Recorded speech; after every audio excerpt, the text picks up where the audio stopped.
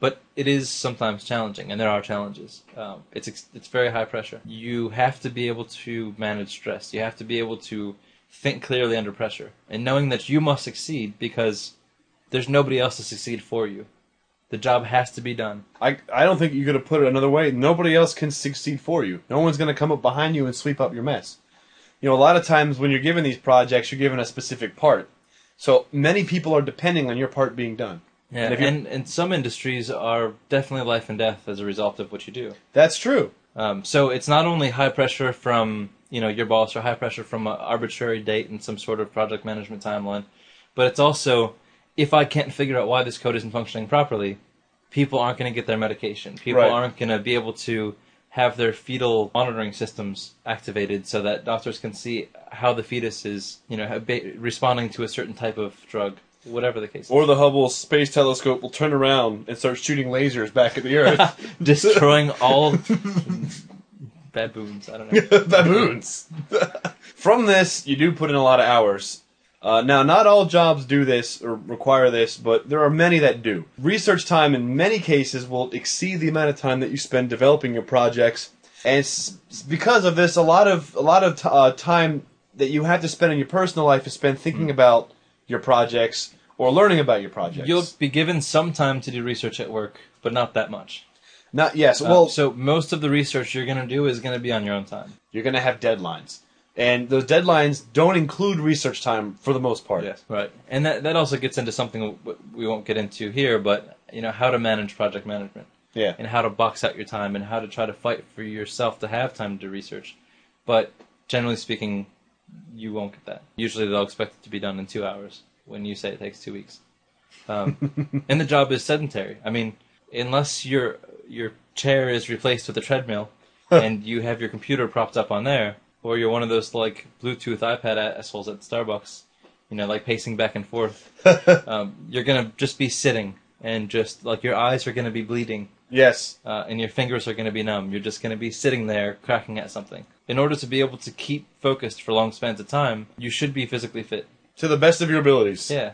So try to exercise. Try to and also doing physical activities after work helps you break out of the programming mentality. Otherwise, you never leave work, right? And you're always stuck in work. Never relax, and that stress level can completely consume you. Yeah, and it's a natural situation to get into. It's a very, very easy situation to fall into.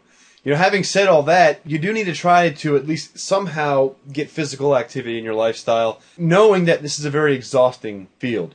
And we're not talking about physically exhausting. We're talking about mentally exhausting, where you'll spend a lot of time working, and at the end of the day, you just can't think anymore. You don't feel like doing anything. You want to go home, you want to turn the TV on, you want to watch Family Guy or something, and just veg out and not think.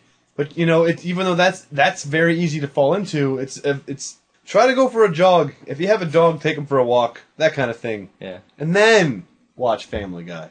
What should you expect in the workforce? Regardless of experience, there's going to be people who know more than you do, and there's going to be people who don't know anything. If you're in a situation where you think that you're the all-knowing, all-powerful oracle of the company, and all others bow before you because you're a rock star, there will be somebody else who comes along who knows more than you will. It's inevitable. And that's not a bad thing. You should always be encouraging others who know less than you to know more. Don't be cocky. Don't make it a competition. Just encourage everybody to know as much as possible for the benefit of the group. Because a development team is like a sports team in that you want the guy next to you to be as talented, if not more talented than you. Because outside of your group, the only thing that everybody in the company knows is that the development team is good or the development team is bad. They don't know that you as an individual are good or bad. That's your manager's job. But it's your responsibility at your level to make sure that everybody is good. And most problems and projects will require more than you. Yes. Most difficult problems and most problems that are worth bragging about accomplishing are going to require many people to solve, no matter how good you are. And and also when you divvy out assignments, you need to be able to depend on everybody getting their work done when they're supposed to have it done. Right. So you want them to be as good as they can be. So you have a dependable, reliable team to lean on when you need to. And in many cases, when you come into a new organization, there is a short grace period of time. Now, this isn't for all places, but like 3 to 6 months usually to get acclimated into their environment. Right. So usually you're not expected to hit the ground running when you come into an organization. It's not, oh, I know this language and I'm familiar with this kind of thing, and you get the job and day one you're in there writing the code. You need to learn the process, the development life cycle, the environments, where code is stored, what the style is people use, how people do documentation, whatever the case is. It takes a while to get acclimated to those kind of things, let alone to just get acclimated to the type of work that you're going to be doing. And make sure that you don't lie about what you know. That's a big thing. Because, whether you're in a job interview or in a situation where you're given an assignment and you're asked, do you know X, Y, Z?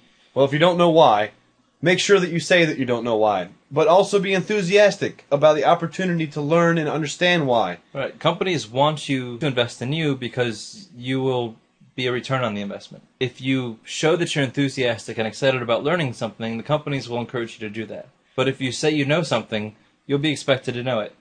And that will just prove your incompetence. And when you're a professional, for the most part, no one's going to be sitting there holding your hand. You're going to be given an assignment, and you're going to be given a date, and the expectation is you're going to be done at this date. And then there are no ifs, ands, or buts.